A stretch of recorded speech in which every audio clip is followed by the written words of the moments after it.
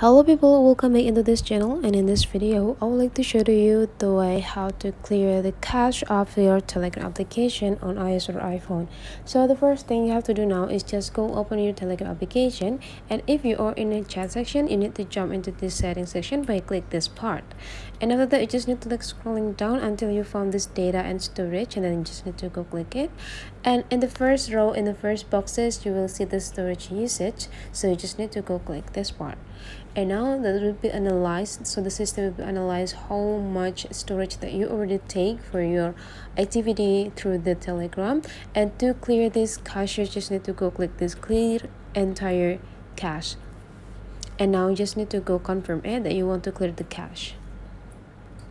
and now the system will be cleared for you, and you already get the storage cleared by the system. And now if you want to get the media back, you need to re-download it from the Telegram application. So that's the way how to clear cache on Telegram application. Hopefully this tutorial today is useful for you guys, so don't forget to leave some comment, like and subscribe into this channel, and I'll see you for the next video.